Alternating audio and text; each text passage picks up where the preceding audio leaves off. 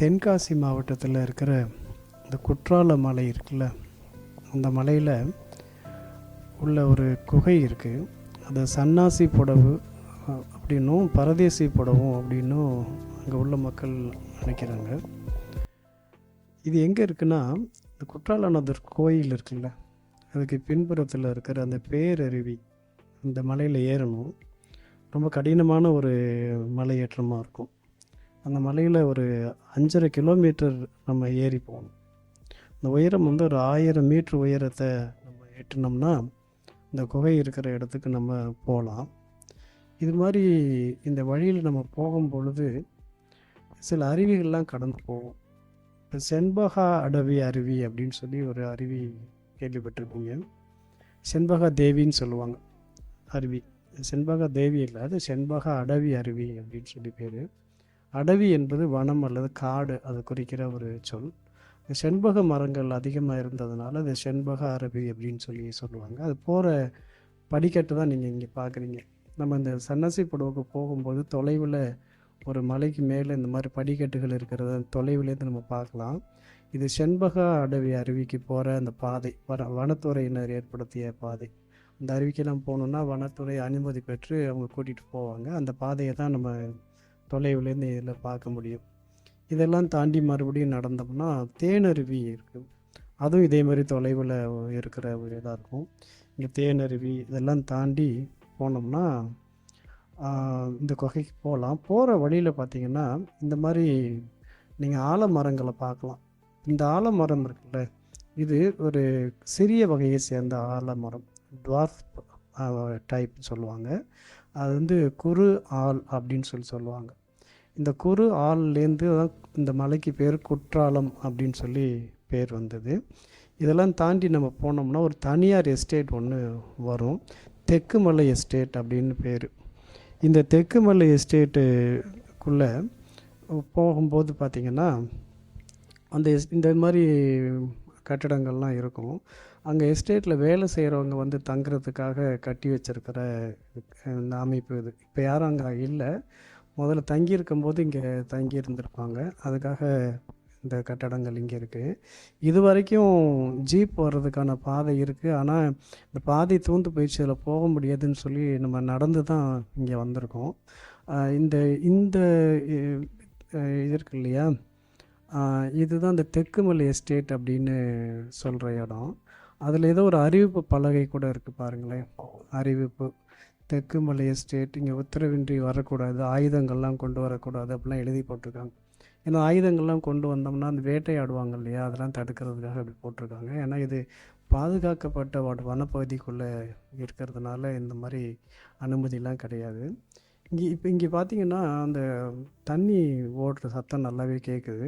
இங்கே பக்கத்தில் ஒரு நதி ஒன்று ஓடுது, சித்ரா நதி அப்படின்னு சொல்லி பேர். இந்த எஸ்டேட்டுக்குள்ளே தான் ஓடுது. இந்த சித்ரா நதியை நம்ம கடந்து போகணும். ஒரு முறை கடந்து போய் கொஞ்சம் தூரம் நடந்து போனோம்னா மறுபடியும் அதே அருவியை கடக்கணும். 2 முறை கடந்து போனோம்னா நம்ம தேடிட்டு போகிற அந்த குகையை நம்ம அடையலாம். அதில் பார்த்திங்கன்னா இந்த குகை 2 தளமாக இருக்கிறத பார்க்கலாம். கீழ் தளம் ஒன்று இருக்குது, மேல் தளம் ஒன்று இருக்குது. இந்த மேல் தளத்துக்கு போகிறதுக்காக படிக்கட்டுகள் வெட்டி இருக்கிறத நம்ம பார்க்க முடியுது இல்லையா. இந்த படிக்கட்டுகள் பார்த்திங்கன்னா நல்ல நேர்த்தியாக ரொம்ப நுணுக்கமாக படிக்கட்டுகள் வெட்டியிருக்காங்க. இது வழியாக மேல் தளத்துக்கு போனோம்னா அங்கே ஒரு பிற்காலத்தில் இருந்த ஒரு தலையில்லாத ஒரு சிலை, அந்த மாதிரி சிலை இதெல்லாம் அங்கே மேலே இருக்குது. நம்ம கீழ்தளத்தில் இந்த செங்குத்தா இருக்குல்ல ஒரு பாறை பகுதி இருக்கு இல்லையா, அந்த பாறையில் தான் நம்ம தேடி வந்த அந்த கல்வெட்டு பொறிக்கப்பட்டிருக்கு. அதுக்கு முன்னாடி இந்த படிக்கட்டு சொன்னேன் இல்லையா, இந்த படிக்கட்டுகளை நீங்கள் எண்ணி பார்த்தீங்கன்னா 7 படிக்கட்டுகள் இருக்கும். இந்த 7ன்ற எண்ணை நினைவு வச்சுக்கோங்க. இது அப்புறமா நம்மளுக்கு இந்த எண் தேவைப்படும். இந்த கல்வெட்டு இருக்கு இல்லையா, இது இந்த பக்கவாட்டு சுவத்தில் ரொம்ப தெளிவாக வெட்டியிருக்காங்க. ரொம்ப தெளிவாக நேர்த்தியாக நுணுக்கமாக வெட்டியிருக்காங்க, நல்ல ஆழமாகவும் இருக்கும். இது என்ன எழுதியிருக்காங்கன்னு தெரியாமல் அந்த மாதிரி அழிஞ்சு போனது அப்படிலாம் இல்லாமல் இந்த எழுத்துக்கள் தெளிவாகவே இருக்குது, தனித்தனியாக இருக்குது. ஆனால் அந்த எழுத்துக்களை படிக்க முடியல. இது வரைக்கும் படிக்கப்படலை இந்த எழுத்துக்கள். இதில் பார்த்திங்கன்னா மொத்தம் இதில் மேலே பாசிலாம் படிஞ்சதுனால இந்த எழுத்து சரியாக தெரியாமல் இருக்குது. நம்ம இதுக்கு மேலே கொஞ்சம் மைதா மாவை அப்படியே தூவி விட்டோம்னா அந்த எழுத்துக்கள் நமக்கு தெளிவாக தெரியும்.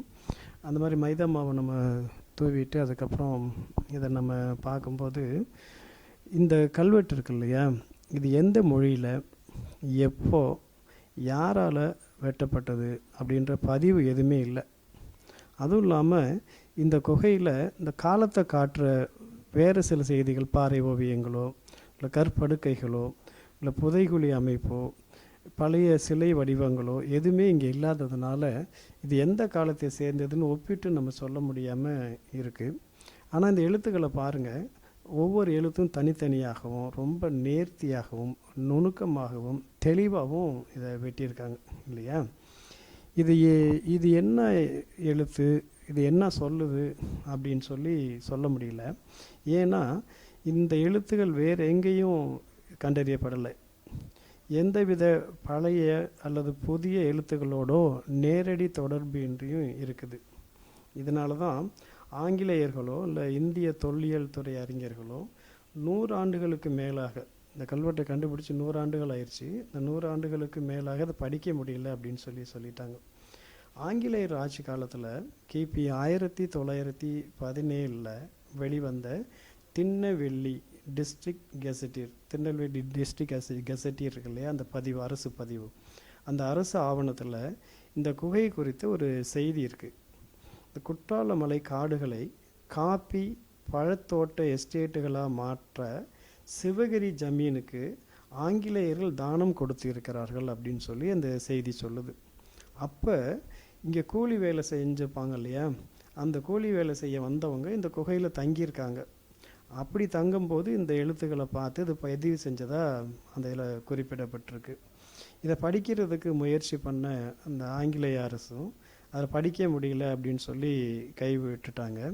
அதுக்கப்புறம் இந்திய தொல்லியல் துறையை சேர்ந்த வல்லுநர்களும் இதை பார்த்துட்டு இதை படிக்க முடியல, ஆனால் இது ஒரு சிந்து வெளி எழுத்துக்களோட தொடக்க நிலையாக இருக்கலாம் அப்படின்னு சில பேரும், இது முந்து பிராமி, இந்த பிராமி இருக்கு இல்லையா, அதோட முந்தைய வடிவமாக இருக்கலாம் அப்படின்னு சொல்லி சில பேரும், அது ஆர்மீனியன் வகையாக இருக்கலாம் அப்படின்னு சொல்லி சில அறிஞர்களும் இதை சொல்லியிருக்காங்க. ஜப்பானிய அறிஞர் ஷூ ஹிகஷோகா அப்படின்றவர் கூட இந்த குகைக்கு நேரில் வந்து இதை ஆய்வு செஞ்சு ஆய்வு கட்டுரையெல்லாம் எழுதியிருக்காரு. அவரோட பிஹெச்டி தீசிஸே இதில் தான் இருக்குது. அவர் என்ன சொல்லியிருக்காருன்னா, இது ஒரு ஜப்பானிய, சீன, கொரிய, தீபெத்திய மொழி வகை இல்லை அப்படின்னு சொல்லியிருக்காரு. ஸோ நம்ம அவரோட கருத்துப்படி இது சீன, கொரிய, தீபெத்திய அந்த மாதிரி எழுத்துக்கள் இல்லை அப்படின்னு ஒரு குறிப்பு சொல்லியிருக்காரு.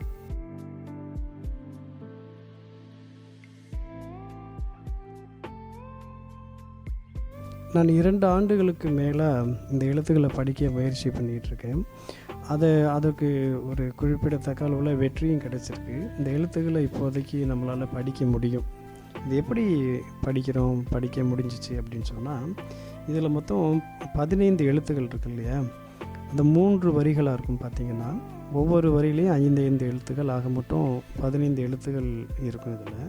இதில் 15 எழுத்துக்களில் 14 எழுத்துக்கள் பிராகிருத பிராமி எழுத்துக்களோட அடிப்படை வடிவங்களை கொண்டிருக்கிறது அப்படின்னு சொல்லி முதல்ல கண்டுபிடிச்சோம். பிராகிருத பிராமியோட அடிப்படை வடிவங்களை இருக்கிறதா கண்டுபிடிச்சோம். அதுக்கப்புறம் பிராகிருத பிராமி எழுத்துக்களின் வழக்கமான ஒலி குறிப்பான்கள்னு சொல்லுவோம் இல்லையா, டயக்ரிட்டிக் அப்படின்னு சொல்லுவோம். அந்த டயக்ரிட்டிக்கை பயன்படுத்தாமல் இவங்க வேறு ஒரு முறையில் அந்த ஒலி குறிப்பான்கள் அப்படின்றத டயக்ரிட்டிக்கை இங்கே பயன்படுத்தியிருக்காங்க அப்படின்றத அடுத்த நிலையில் கண்டுபிடிச்சோம். அதுக்கப்புறம் இந்த ஒவ்வொரு ஒலி குறிப்பானும் எந்த மெய்யெழுத்தை குறிக்கிறது அப்படின்றத ஒரு கணித முறையில் இதுக்கு விடை கண்டுபிடிச்சோம்.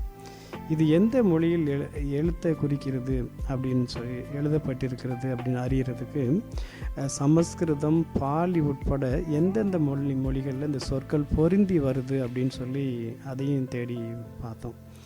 அதில் எங்களுக்கு கிடைச்ச விடை என்ன, பெரும்பாலானவை தமிழ் மொழியில் இருக்கிற சொற்கள் தான் இங்கே இருக்குது அப்படின்னு சொல்லி தெரிஞ்சுக்கிட்டோம்.